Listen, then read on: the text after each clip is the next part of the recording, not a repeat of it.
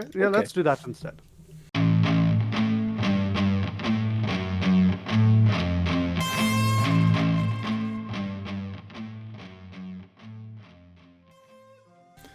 Welcome to That Japanese Thing. Today we're talking about The Witch from Mercury. This is a Japanese podcast about Japanese culture, anime, and all that sort of stuff. My name is Chris. Today with me is Yesh and Dylan. Welcome, guys. How you doing? Hi. Hello. Going well in yourself? Pretty well. Not too bad at all. Nice. Yeah, we're doing another Gundam kind of thing today, but we're just talking about the new Gundam, the first season of the new Gundam, and we'll be talking about the upcoming Gundam. I don't think the episodes come out as of yet, as far as I'm aware. Not at the time of recording. On Japanese Netflix, it says it's coming out on the 13th. So from time of recording, that's like 4 or 5 days away, depending on time differences. Also JST, so. Yeah, that's what I mean by time differences. I think it's actually earlier if it gets released in Japan, right? So if it's like in America, it's like a day later. If it's in Japan, it's like a day earlier, essentially. From where we are. Sometime next week is just where I've set it for. Sure. Okay. Yeah. So before that, we thought maybe we just say that new shows are coming out, and we've maybe watched 1 or 2 of them at this point. Is there anything you guys want to recommend people look out for that has turned out to be okay-ish? I do have 2 I want to just say a few things about. The first is Mashal, or Mashle, if you pronounce words wrong. Mashal is being animated really well, in my opinion. In our little preview of the season, I suggested that if it wasn't being done horrifically, it would be great. Mashal is being pretty well animated. I do suggest if people like gag manga that they watch it. Sorry, gag anime, I suppose. Sorry, yes, Chris? Did you see the 3D billboard in Akibahara? No, I didn't. I saw the Spy Family 3D one. So they did the Mashal one, but they did all the shoe cream, like things from it. So it's just giant shoe cream all over a building. Okay. This is actually an important thing because Mashal only unleashes his full power when he has shoe cream. Right. And the other one I saw a little bit of is Yusha ga Shinda, which I had very low expectations for. It's not something I suggest anyone watch. The hero is already But dead. for certain gentlemen of culture, they have committed 100% to the culture. If you are looking for such things, please feel free to enjoy Yusha ga Shinda. Important that. Surely we need at least one of those per season now. It's a requirement. It's not total ecchi or anything, but there's a certain love for thighs that exceeds rationality. I mean, all love of thighs exceeds rationality, really, doesn't it? No, this is a level that surprises me, and I'm a man of culture, so woof, just wow, just incredible. It was an experience. Cool. I will look out for it, I guess. On my end, I quite like the Jigokuraku episode that's come out so far. I think Hell's Paradise is the name in English. It's really like kind of compelling and like oddly character driven in a strange sort of samurai era medieval kind of fantasy setting. So yeah, it has like it sort of starts out with a serious tone, then goes to like a kind of comedic element, and then goes to like a more serious tone, and then things kind of, I don't know, keep accelerating in a way that reminds me of like power scaling animes.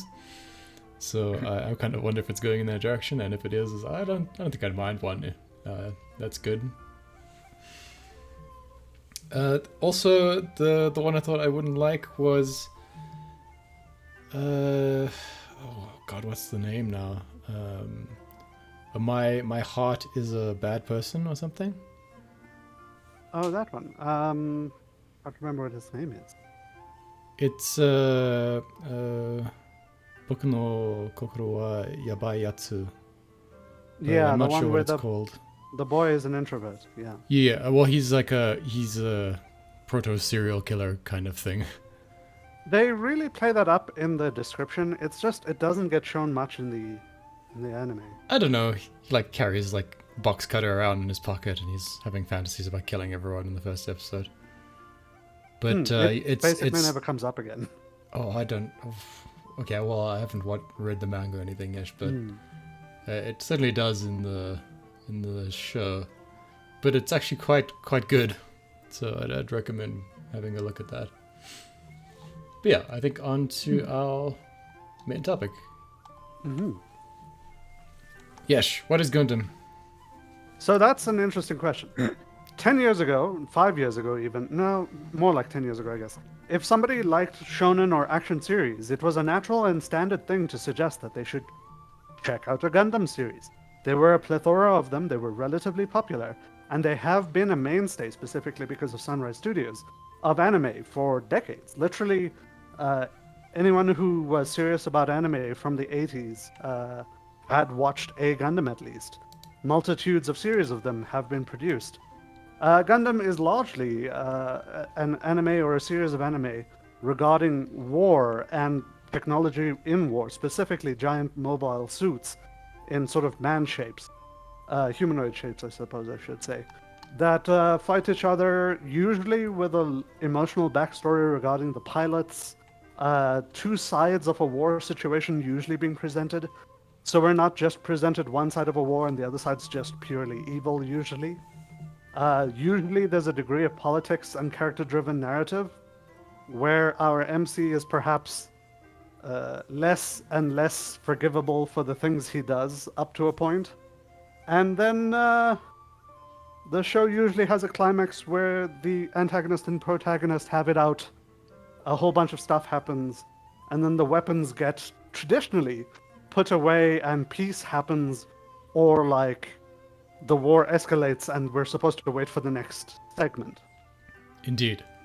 And so Sunrise is part of Bandai Namco, I believe. Mm-hmm. And They are now. they almost exclusively do mecha stuff. So obviously Gundam, Cowboy Bebop, Armored Troopers. They did Code Geass. They did Tiger and Bunny. They did Eskaflowen. They also do Love Live. They also do Love Live. They did Witch Hunter Robin, which kind of surprised me. And they also did Yakitate Japan. Mm-hmm. So they have like a really good selection of things that they've gone with. But yeah, like the stuff they do the best, I guess, is the giant robot stuff, which makes sense. They have just been doing spectacularly for quite some time. So yeah, Gundam came out in 1979. Gosh. And yeah, it's never stopped. I'm not entirely sure there's ever been like a long period without a Gundam. Flat out without a Gundam, no, not really. It's definitely had a waning period. I will say that in the last 5 years at least, a new Gundam series that involves actual Gundams has been relatively rare. So to talk further about it for a second, instead of pilots piloting the mecha during a war scenario, the last few series of Gundam have rather been about the Plamo, the plastic models of Gundam, Gunpla. and this fantasy universe in which you plug your plastic model into a device and a VR world battle happens. Yeah. So it's become sort of like a battle royale situation instead of a war situation, and kids instead of adults piloting the mecha. I think this is because they felt that the Gundam original style of like being in a war wouldn't be a popular thing to air. So it has been at least 5 years, probably more like 8, since we've had a Gundam where somebody gets in a Gundam. Yeah, I think that's why it feels like there hasn't been a Gundam in a while. But there actually has been a Gundam every year Yes, they has. Since It's just they've been doing like I said, they've been doing different takes on Yeah. Gundam. and as you said, the Build Fighters is kind of like the Yu-Gi-Oh of Gundam. So Build Fighters was literally involving the building of the Gundam powers up the Gundam in the VR universe. Yeah. So being a better builder was important to being a powerful pilot. So so let's move on to like what makes this series actually good, which I think we all think it kind of is. So we've all watched through the entire series, right? Series 1, yes. Yeah. Sorry, the first season, completely. And we've all watched quite a bit of Gundam, or maybe not the recent Gundam Builder stuff. I don't know. Have you been watching the Gundam Builders? I've watched every Gundam. Every single Gundam. Every Gundam. Fair enough then. So Yesh knows the feeling of all the things. But yeah, I couldn't really take the Build Fighter stuff. It just didn't. It might sound a little resonate with amusing, me. but actually in season 2 and onwards, they get their feet under them a little bit. The ground comes back a little bit. It becomes a better show. Yeah. But yes, I fully agree. Especially back when Gundam Age was happening, they started to lose me. And then after Age, we had Build Fighters, and Build Fighters lost me completely in season 1. Yeah, I watched like four episodes of it, I guess. And then the next Iron-Blooded iteration after Orphans. Build Fighters. Yeah, IBO, sorry, yes. Yeah, I mean that was also one of the most depressing Gundams that has aired. So that kind of went maybe a little bit too dark, I guess, or a little bit too heavy. Although Gundam always is kind of dark That's and the heavy. thing. It explores war and the effects it has on people and civilians. So Gundam usually has some darkness in the edges of it. Yeah, the first series of Gundam has that really like kind of cutesy, upbeat, like opening, as if it is a show for 8-year-olds, and then proceeds to kill every character in the opening title scene over the next 2 40 seasons episodes. later as well, the people that we have been introduced to start falling like flies. Yeah. And then the subsequent, series kill the rest of them who are remaining. I think So Amuro it's is always the only had, guy left at this point. Dark elements to it. IBO tried to explore a more Vietnam-style war situation, where everything is grim and dirty and you don't have enough support and enemies are everywhere and war is bad. War is hurting everyone kind of situation. But then this series is different somehow from the way Gundam is normally presented. Indeed. So, like I said before, Gundam's been trying different things to see what will fit in. So, 3 ago, we had plastic models or VR battlers. Right. 2 ago, we had an MMO VR alternate reality thing. And now this one is a Battle High School. Battle High School, another anime trope. But in this one, they battle in Gundams with live ammunition in a high school to try and build an edge to being the most competitive. Which clashes a little bit with how the series ends, but we can get to that when we get to that. But effectively, yes. Except for episode 0 or the prequel on this one, it is a high school anime of sorts. Kind of a mixture of a high school anime and a club anime, actually. Because we do get like a clubhouse and a group of people in a club doing a thing that they are interested in as well. Did either of you watch Macross Delta? Delta, no. Thanks. If I did, I don't remember it. So Delta's main character, Macross is about girls who sing in battles in space to help mech pilots fight wars. Against Essentially. horrifically powerful aliens. Yeah, sometimes it's weirder. But so Yes. Delta wasn't about horrifically powered aliens. It was kind of about a virus that can make people go mad, and the singing helps with that for some reason. It stops the troops going mad. So that's the premise of that, right? Okay, I definitely have not watched this. So the Valkyries are the group that accompanies like the battle squadrons and prevents the madness spreading to the troops, sort of thing. And the one girl is very much like the main character, Suletta. How do we say that? Her name's Suletta, yeah. Suletta. Okay. Yeah, I mean, they it. Yeah. So, kind of escapes, from something bad that happened in their childhood, ends up basically in a training program, to be utilized in like mech warfare. Has a strange history with things. Both of them are quite upbeat in the first few episodes. Although we see with the prologue from Mercury, it's very much, how to say,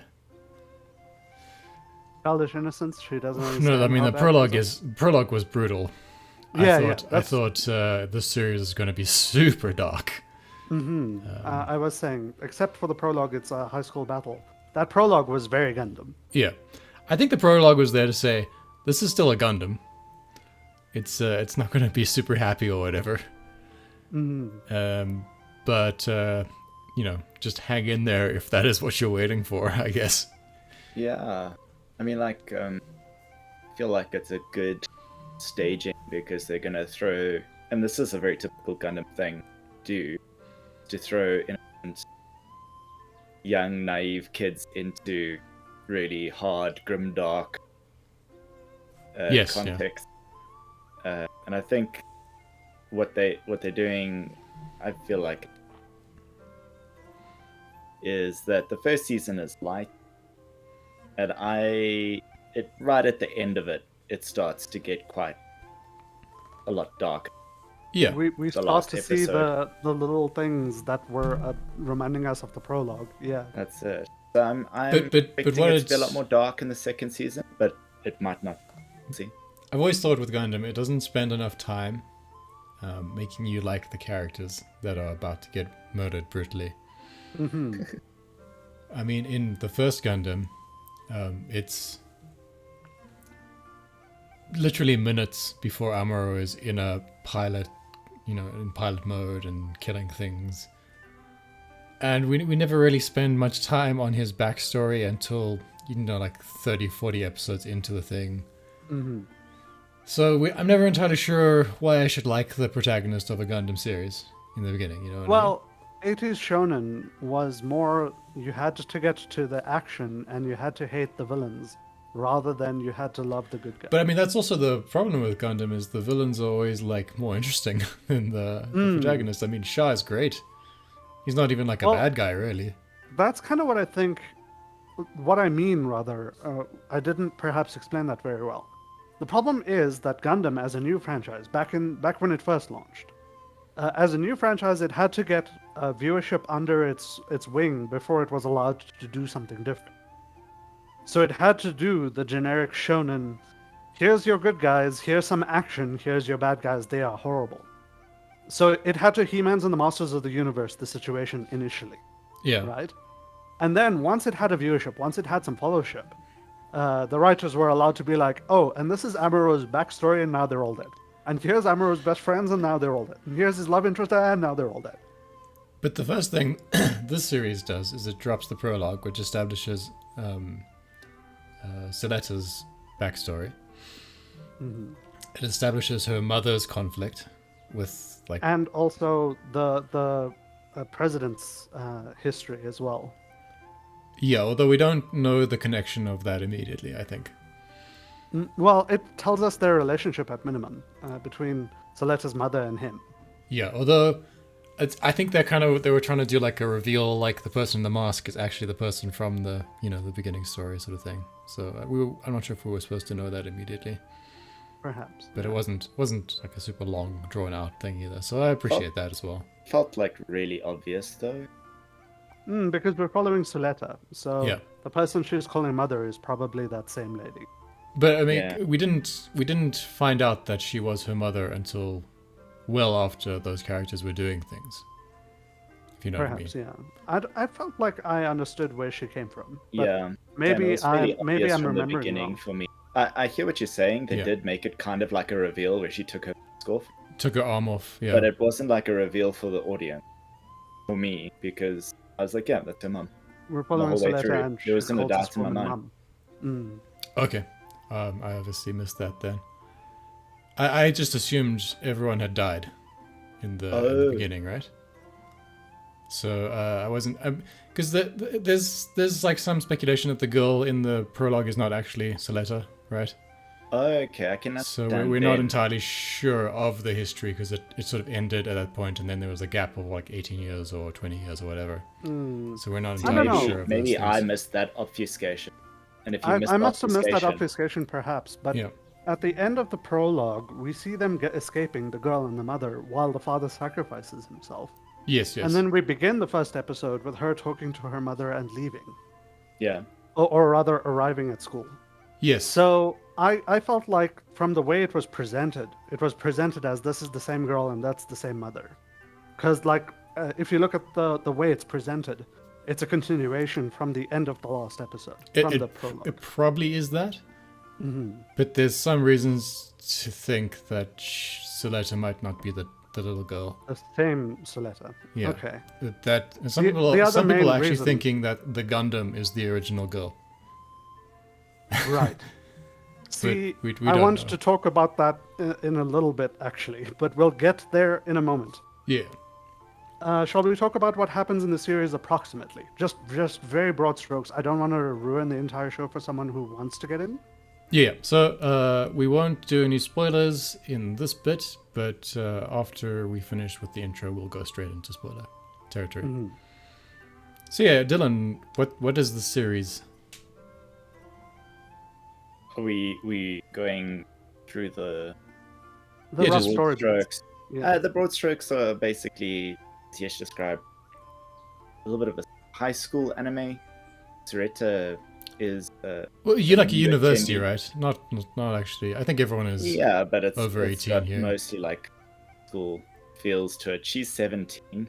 It's more like a Zureta, maybe like a military academy, I guess. Zureta And, is 17, and I think her. Yeah. Anyway, I don't want to get too granular for doing broad strokes first. Anyway, attending this sort of cadet school where they are training Gundam pilots as well as people that are going to be auxiliary personnel to do with Gundams, those that service them, etc. Right. It's heavily corporate, so you don't have too much of like a national influence on it.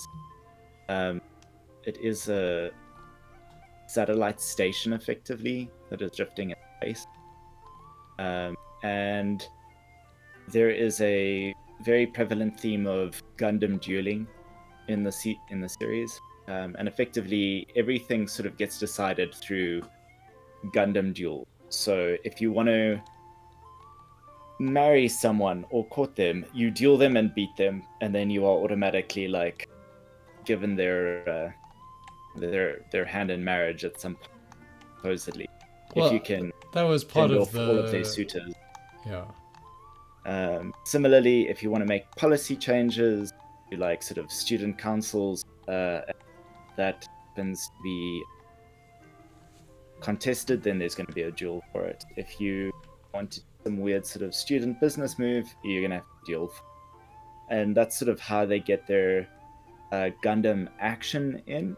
It's like fairly, it's very, in my opinion, it's very well done Gundam combat. You get a lot of drones added in as a feature, sort of keeping up with the times, the real world. Yeah.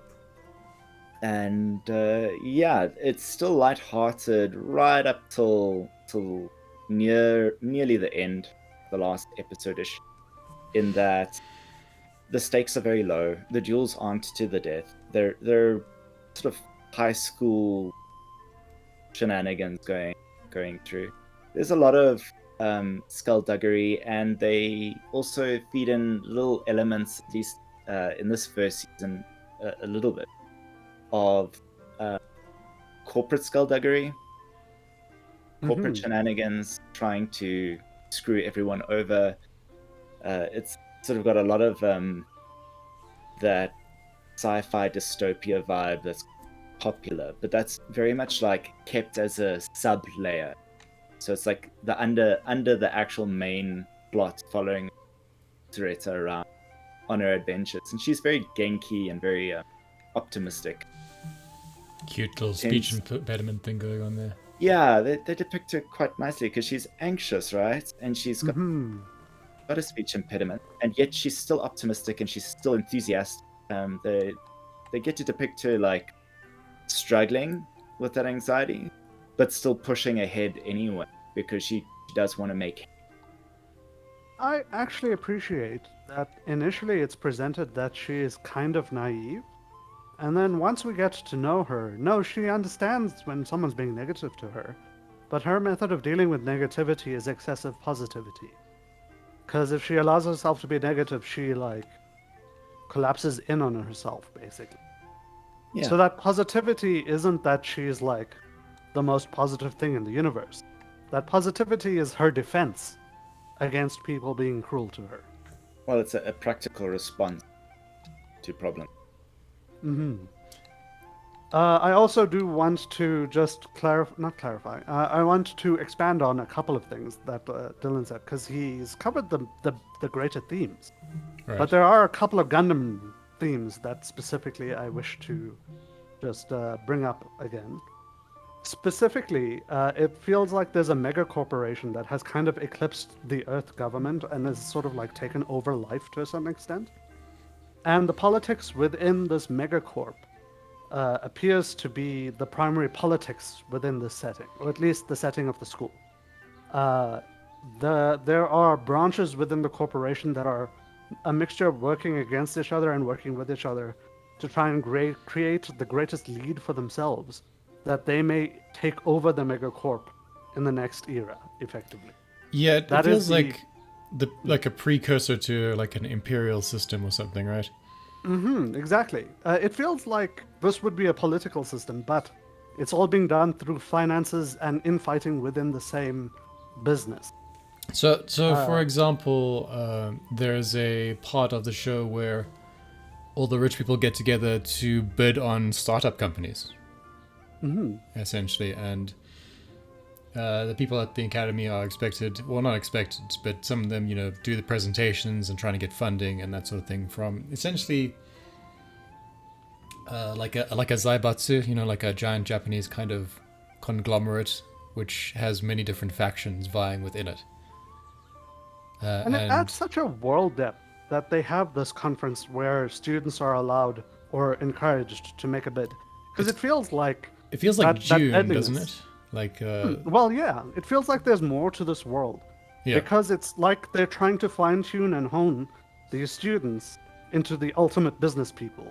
They are tools to be used for the betterment of the company. And that feeling of like being a tool is exactly what you want from your mildly dystopian future. But in terms of the mild dystopia, right? I think what they do well is they show that.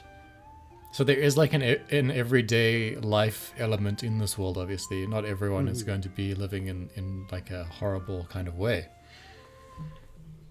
And we get introduced to the children at the academy in this way, and we get to like them.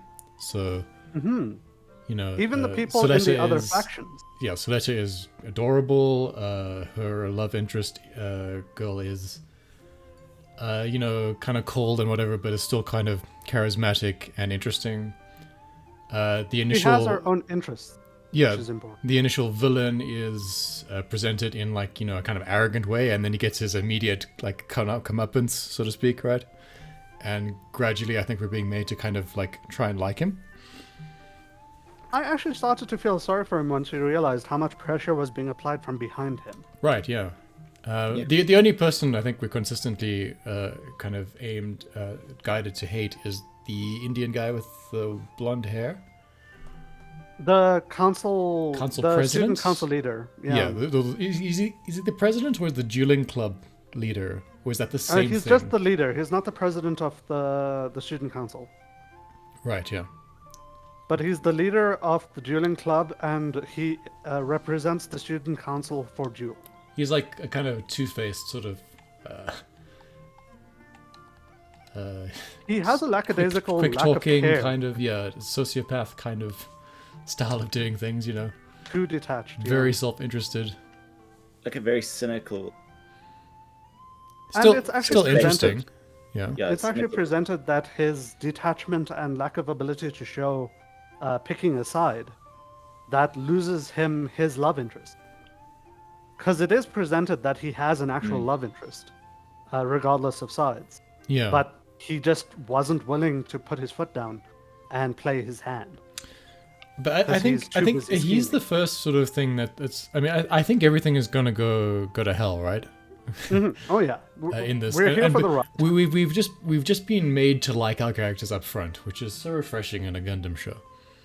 Sorry, there's just two more themes I wanted Yeah. to talk about quickly before we move off of this. Because Dylan did a good broad strokes, but I do want to talk about that darker element because there are a lot more darker elements than it first seems. The second one is that there is a definite problem between the Earthians and the Spacers, Yeah, good. Yeah, good point. which is the generic Gundam beginning. Everything begins with Earth and space feeling inadequately and indifferent to each other, but also treating each other badly. So we only get that halfway through the series. In most other Gundam, you'd hear about the discrepancies of treatment between the two factions early.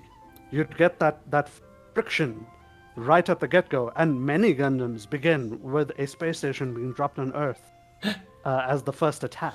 I mean, we do hear about it quite early on. You know what I mean? I think that we hear that Earthians are treated worse early Yeah. on, maybe. But, like, it's not brought up as a theme early. It's just brought up that the Earthians are perhaps Well- the only thing worse than the Martians or something like that. But I mean, we know that the Earthians have their own like separate quarters at the academy. So by And, episode 4 or 5, yeah. we actually meet the Earthians. They are aggressive, angry, and argumentative about everything. But then after a couple of episodes more, once we get into the 7 to 8 region, we start to like them because we have to, because that's where our main character decides to spend her time. And we learn that their anger is because they are being treated as second-class citizens. They are being treated badly. And worse, we start to hear that there is not only some friction, but there's actual open combat happening sometimes between a terrorist group of Earth and the Spacian. So okay, I think after this point, we're gonna have to start speaking about spoilers. So just to finish off the non-spoiler section, I think it's maybe one of the most excellent series of Gundam we've had so far. Yeah, it's very enjoyable. If you're willing It's a to very have a good deeper series. look at what's happening in the episodes, there's a lot of stuff happening, despite the like shiny, explodey surface. The characters are good. things that are happening. The plot is solid, Characters are good. and the Gundam is great. It's the most dynamic Gundam we've ever seen so far. For anyone who has been waiting for a Gundam and hasn't watched this yet, this is an actual Gundam show, a real proper Gundam If show. you like 00, this is a solid step up from that, I would say. I will also say that a lot of people are afraid to get into Gundam because there's so many other Gundam series. This is a good starting point for a Gundam person, someone who is interested but hasn't watched any yet. Yeah. This is a good series to Yeah. start. Oh, I would everything will agree be with worse that though thoroughly. after this though. So. Things are going to go crazy from here, but a lot of people feel No, intimidated. I mean every by other the series will be catalog. worse if you watch this one first. Oh, right. I suppose that's true. But I don't know. don't let that stop you. Don't Obviously. absolutely don't let that stop you. A lot of people feel intimidated by the catalog, the background. This doesn't have any of that background stuff in it. You don't have Yeah, to but the know thing anything else. about with Gundam is like so very few of them are related to each other, so it doesn't really matter, right? A lot of people feel intimidated by it though, because they don't research all of the series to see which ones you can and can't. Yeah, You don't want to have to go and read a wiki. So, but you kind of have I'm- to. I mean, Yesh you literally kinda gave have me to like read a it. spreadsheet. I did give you a literal spreadsheet that gets updated monthly. Yeah, But if you're not looking to start from the very beginning or something like that, this is its own independent story that is good. For sure. 9 out of 10. Yeah. Solid 9 out of terms 10 of for me Gundam. too. Very good. But yeah, spoilers from now on. I want to speak about a few things. Yes, indeed. Feel free to start us off then. So we get to we get to like everyone, and you say the Earthians were introduced in a way that was like made them out to be jerks. But then after the corporate kind of bidding war thing that happens, where to save Soretta, what is her name? Miori? Just Miorine? call her the bride. Miorine. Yorine, yeah. She has to form a company to produce a Gundam or advertise Gundam technology or something, because making Gundams is illegal for some reason in this universe because it involves Using Gund technology sacrifices the pilot Yeah. with the tech that we had previously. it drives them mad, or it, shortens their life or something like that. We're not entirely sure. And so the people that pilot Gundams are called witches. Even though they are male pilots. Well, I think all of the natural born ones we've seen so far are female. I'm not 100% The male certain. ones have been clones, as far as I'm aware, or See, in the genetically prologue, we had enhanced. 2 male pilots, though. And I don't think they were cloned. But they weren't flying Gundams. No. They definitely were. They had the glowy stuff under their cheeks and stuff. I don't know that's the sign of the necessarily Gund tech. an indication that there was like a actually a Gundam. Maybe it was. I'd have to go back and check that out. I just recently rewatched. So I do know that we had 2 male pilots in the prologue Right. using Gund tech. And But then- you might be right. Yeah. It's entirely possible that only witches can pull out the full technology. And then so we have like our kind of new type clone dude who's cloning himself into new types or something like that. I'm not entirely sure what's going on there yet. There's human experimentation. That's another big Normal negative. Gundam thing.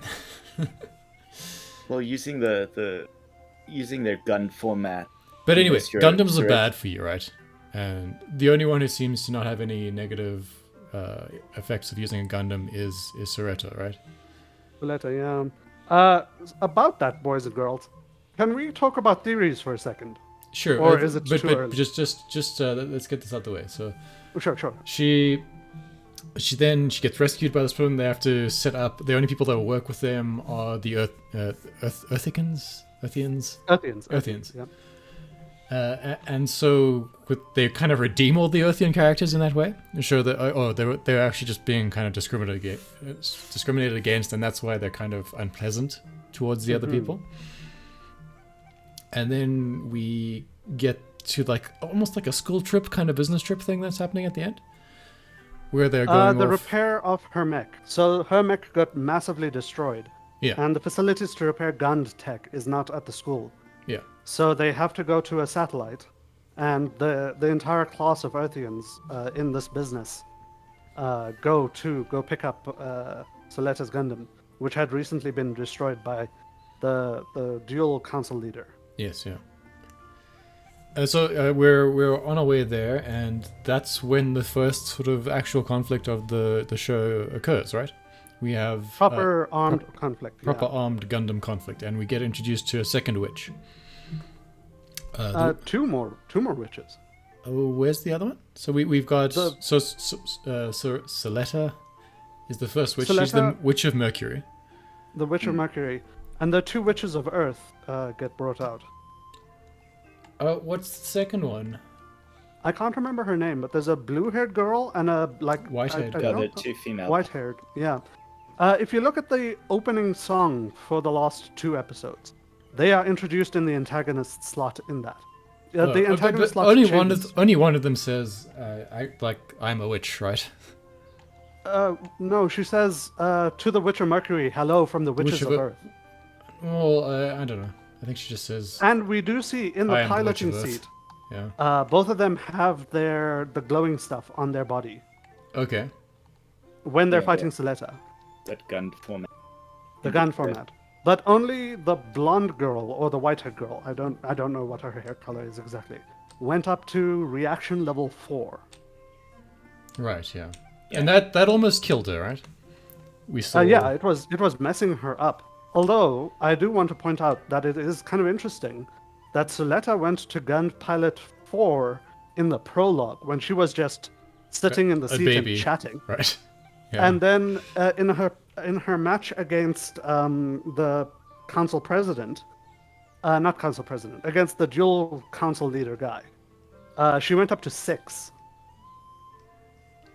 And yeah, so the reasons why she's okay doing that aren't super clear. And that's fine. That's part of the mystery of the show, I It's guess. technically part of the mystery, but there's been some hints that are real interesting.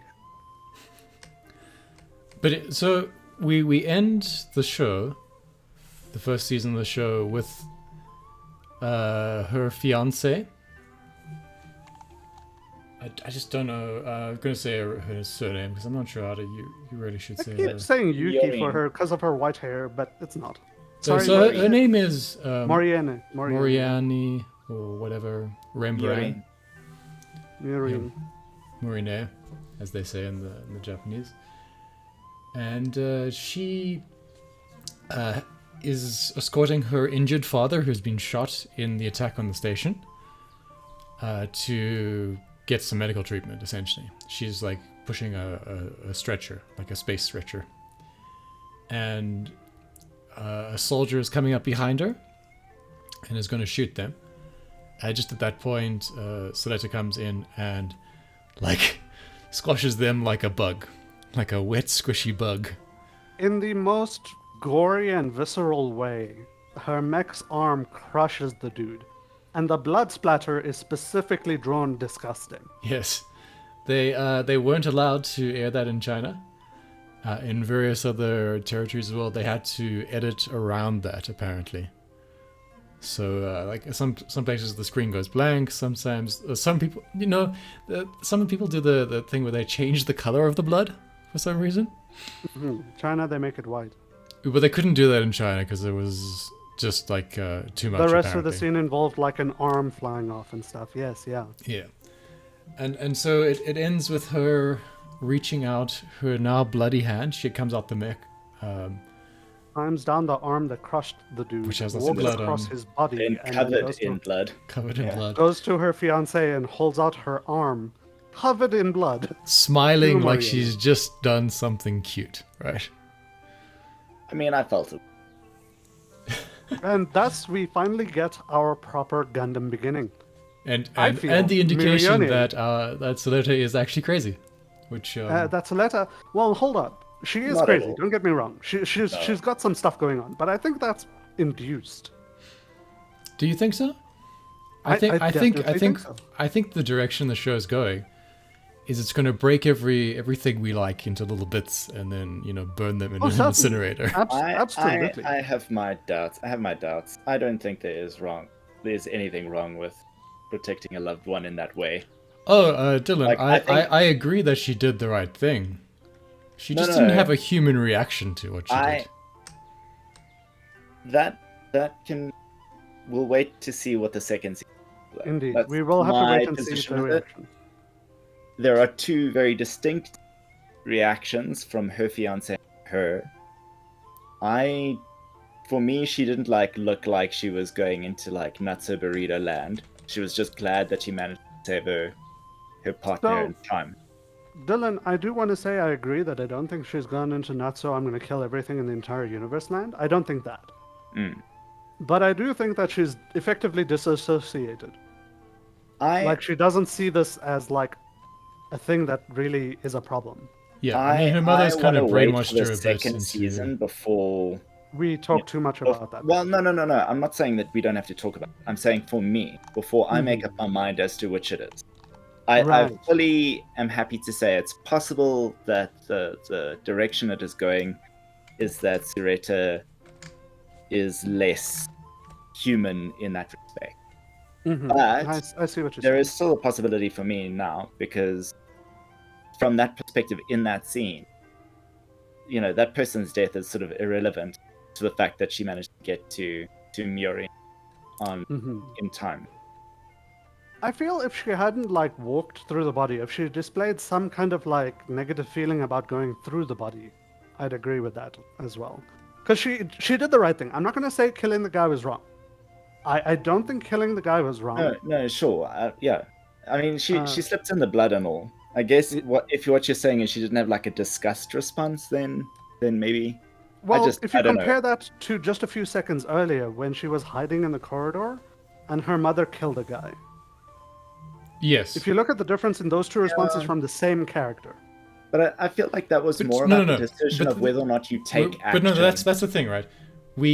She was terrified and disgusted at what had happened because she wasn't in a Gundam. No, That's part of the whole like the Well, the we don't know. Sorry, hold the on, witch hold on thing a going second. on, yeah. Hold on Yeah. a second. I was making a point here, Okay. and it had to do with the fact that one of the themes, right, is making the choice to move forward regardless. Like Okay. the whole Yes. phrase. Said if Running you, gets me 1, but moving forward gets me 2. That's it, 100% correct.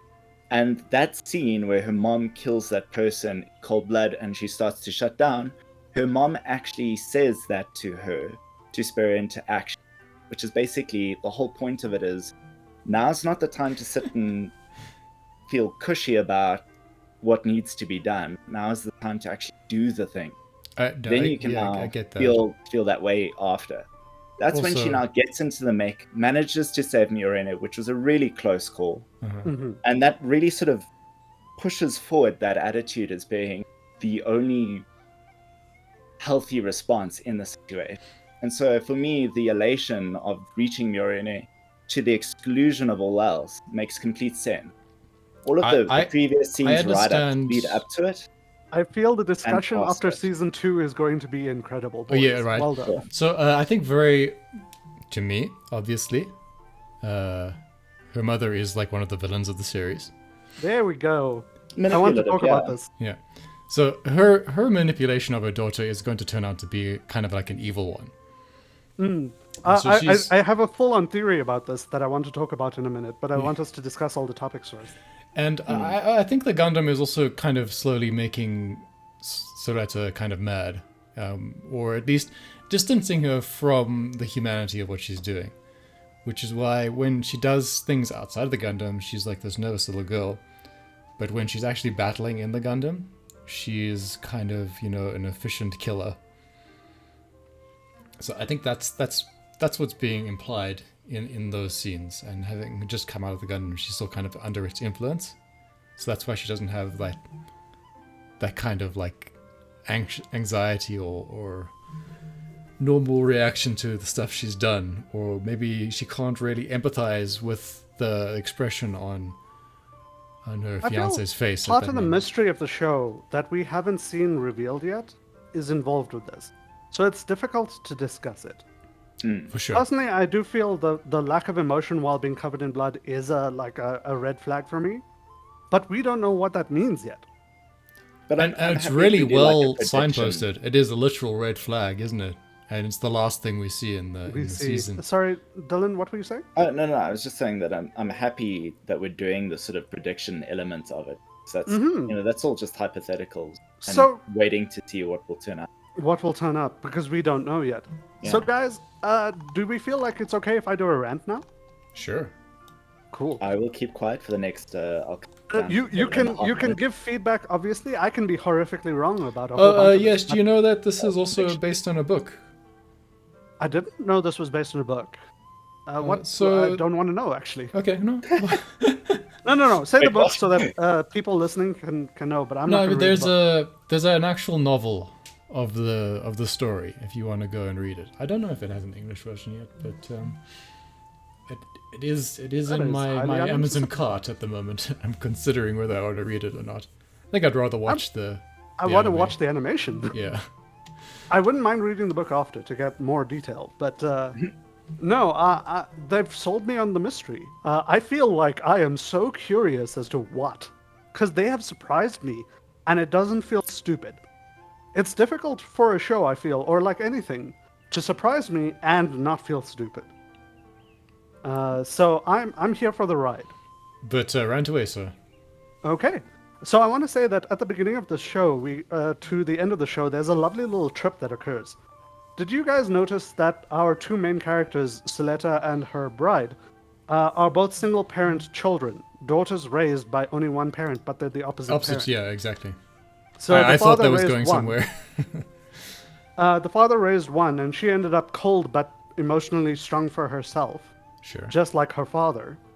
And the mother raised the other one, which initially made her very positive and outgoing, which I initially thought that was what this was about. But as we go through the story, the mother's manipulations on her daughter become a little bit more threatening, a little bit more not so great. And it starts to feel like the reason why she's wearing the mask is to dehumanize her specifically. Uh-huh. And then as we go on, we find out that everything she's told her daughter has been lies. It is a Gundam. Her father didn't die well, etc., etc., etc. And it just feels like she is the most self-centered thing in the universe, crafting her daughter into a tool to make Gundams a thing. Also, And- she's got Darth Vader vibes about her. She has certain Darth Vader vibes about her. But also, as we go through the story, the father of this tale starts out feeling like the coldest, most asshole father in the universe, puts his daughter's marriage up for, like, effectively sale for combat. He doesn't talk with her, he doesn't spend time with her, and he's cold. Does as he the do series- that though? Is that not just as a consequence of her own actions that series So of that's the events thing, plays right? out, right? Well, I'm not No, saying that no, it's no, true. no. I'm saying that it's presented that way right at the beginning, at the very No, least. they, But also, they cover this in exposition. Like he made it like an open invitation for an anyone who open wins. invitation for anyone who becomes like the head, who ends up being the head of the duelist section, whatever they call that. Hmm. He can have her hand in marriage. So the fact that she is the bride is something the father did do. That is a thing that he made law in the school. Okay. And also, he set up the rule that a duel decides things, not discussion. Sure. Mm. So our introduction to him is like this warmongering, power-hungry freak. Yeah, he's the emperor of like the Spacians or whatever. But as the series goes on, sure, he's self-centered and sure, he's powerful. Maybe the Grand Nagus. I don't know. But there is a definite affection for his daughter, and when she's trying to raise the business, it is him that saves her. And then he forces her to give him weekly, want to say scheduling, but it's not scheduling. Weekly updates, status updates with regards to the business. That she detests to a certain extent, but you can tell he's tried to put tendrils out there to give her an opportunity to interact with him. And she is being cold to him. He is an asshole. He is self-centered. But he's not a complete tool. And the Yeah. very end of the show is him saving her at the expense of his own life, something you never would have thought. Because in the beginning, it's presented that he's ready to throw her away. It's like one of her fears. Yeah, And at the end, he puts his own life at risk to save her. no, I Meanwhile- always got some vibes from him that he was kind of trying to give her like Make a hard connection. life lessons rather than being just a jerk for no reason. Being Well, strict that's the father thing. figure. Our initial presentation of him is so like alien and freakazoid because who puts their daughter's marriage up for sale? Like it's like they wanted to present us this image of this guy as the ultimate hardline, self-centered asshole, and then by the end of it, it feels like he's a father. He knows his daughter will never like get involved with someone good, or like will never be interested in his life. So he's just trying to find a way to get her somewhere good, even if it's against her will. And then also he's willing to risk his life to save her. He's trying to dedicate time to help her with her thing, etc., etc., etc. Meanwhile, Soleta's mother, just consistently is backrooms dealing with people during the entire court case incident, and like all of the combat stuff. And all she ever does is push her daughter to keep going forward regardless of any circumstance. And that sounds good initially, but like as Soleta starts breaking down at the end, there's this very firm feeling that she doesn't care about the Earthians, the mother I mean, Yeah. or her relationship with the Earthians, but she requires her daughter to keep taking those steps forward with making Gundams real, making this happen. pushing her own agenda forward. And it, Yeah, it really and then suited in that her part. that Rembrandt was involved with the Gundam thing, because they would, essentially make a weapon, right? Mm-hmm. I think also- there's a scene somewhere where they're talking about what do we do with the Gundam, and the most obvious conclusion is to sell it as a weapon, right? Mm. But So, yeah, it was only from like her aunt type figure, which is not her biological aunt, but someone that had worked on the prequel station that she was on Yes. and like helped raise her, suggested that the original purpose of Gundam or Gund tech was medical. It was to help people get the use of their arms and legs back. That aspect of it, the healing aspect of it, starts to show up. But during the attack on the station, there's this very firm feeling that the mother not only kind of had an inkling or an idea that something was going to happen, maybe she wasn't involved with this attack, but there's a very firm feeling that she suspected something was going to happen in space soon, and that she wanted Soletta to get involved with it. And when she encountered Soletta in the corridor, the way she talked to her wasn't motherly. It was, get your gun, walk forward, do the thing. You are a soldier, do the thing. And when we meet her later, like after the attempt at saving Morine, she comes across, I feel her personality feels quite different to what it was just a little bit ago. And I'm not sure what that means exactly. But there are two things that I think I want to bring up specifically. The first is that her daughter is freakishly skilled in this stuff. And the second is that this particular mech combines with her stronger than anything else in the universe should be doing. Like all of this tech that has been advancing for all of these years can't match up to Soletta and this mech. This particular mech that we have given a name and its core is always preserved. And I can't help but feel that she has modified her daughter, or she has put her previous daughter into that other mech. Right. Mm. So, yeah, Okay. and so the other daughter's name, apparently we do have, right, is not Soletta. No, it's not Soletta. So it's Eric Samaya, I think, is the name of... It has a specific name, and the mother keeps telling her it's her only other family member. Yeah. The mother keeps saying that. And you girls have to work together and stuff like that. And initially those comments just feel like a mother being encouraging or like a soccer mom kind of thing. But after that end, it starts to feel more like, oh no, what have we done? Yep. Especially with the story with the boy cloning himself. Is because that boy cloning himself involved that aunt. You know that aunt that was working in the prequel with Soletta? That lady is the lady behind the cloning of a new type, a new witch that's male. And so presumably the mother is the same person we see in the prequel, right? Mm-hmm. I do think it's very firmly suggested. But notably, like, Soletta's surname is just Mercury, not the Yes. surname of the mother. Well, everyone involved with the Gund project was declared like illegal, effectively, because Yeah. they were creating witches, which is a thing That's, that I mean, they that's why can't- I thought she was wearing the mask in the beginning, right? To kind of just Yeah, me too. conceal I thought her identity. the mask was specifically to hide her identity. Yeah. But now it feels like it's to hide her crazy eyes, which is something we're going to see in season 2. It's also a nice callback to like Shah and his love of masks. Absolutely. The traditional Gundam masked opponent. But I would see that normally it would be... I feel like normally it would be your opponent pilot. As the... What do you mean? The masked individual. Oh, yes. Yeah. So I can't help but feel, based on the ending of this series, if I was going to make a prediction about the next series, that Morine, or whatever her name is going to become a pilot that's really capable and oppose Soletta. Do you think so?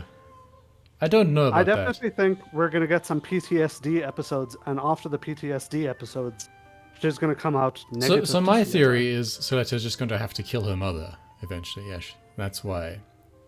That's where we're going to He's the get our masked one. mask Gundam fight thing eventually. I don't know. Yeah, that's a possibility as well, I suppose. I feel like for maximum Gundam edge, we'd want the lovers to hate each other. Yeah, so okay, wild predictions is that Miorine, I'm just going to say the Japanese way, is going. There's going to be a redemption arc. They're going to have like a romance thing, and then the mother's going to kill her, and that's going to be the the reason Seleta eventually turns on her mother and has to end the threat forever, so to speak. Interesting. So kind of a clone of the storyline that's happening with the bully guy. Yeah, the first antagonist who killed his own father. Yeah, that was such a straight. That was what's Gundam Zeta kind of vibes about it. Yeah, absolutely. But just Gundam Zeta happening in the background.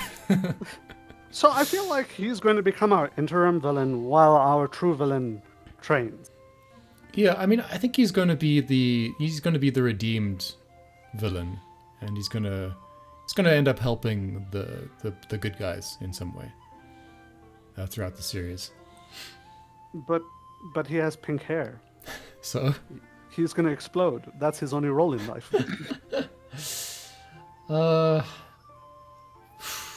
I don't know. I mean, he might die. He probably will die. I mean, it's a Gundam show. Probably everyone will die at some point in this universe. Oh, Horrifically. guys, we haven't mentioned yet one other thing that's important. That's another character that's going to die. Amongst the Earthians, there's only been one girl that was polite to our girl right at the beginning. She has dark blue hair, and she's super nice to everyone and has become Moriene's secretary, second in command. Yeah. And she's in cahoots with the terrorists. Yeah. I did like that. It was discovered at the end of the series as well. The other Earthians now have a clue. That has real world vibes of spying. You know, you want the person who stands out the least to be your spy, don't you? The secretary of the lady that's in charge. Yeah, But little she grey men, also- little grey women. That's the way you have to go. But she's also been found out. to Yes, see she has whether been she tries discovered. to cover herself. But see, tracks. That's gonna Yeah, be- well, into I our mean, let's see if that typical, man makes it out of the space station, Dylan. That exactly. No, no. So there's one of the predictions. Does he or does he not survive this? He totally lives, but he blackmails her into a relationship. Do you think? Definitely, it's Gundam. We're gonna see the dark side of war. There's so much good to say about this show. It's like it's like Game of Thrones, but good. You know. It's got interesting characters. The relationships are complicated. And There's just good when intrigue. talking to each other gets a little bit slow or boring, suddenly explosions and fucking mechs fighting in space. Yeah, and Yeah, there's very little bullshit as well with regard to technology in generally in Gundam. this- They're pretty good. Currently, Yeah. currently there's very little bullshit. Gundam ramps. Gundam Obviously, always obviously we ramps. get I mean, psychic powers in space magic, Gundam. We just have to accept that, and we get power sources and stuff that don't make sense. And obviously, the Gundam works on your spirit somehow. But other than that, it's very anchored in reality, and I appreciate that in a space show.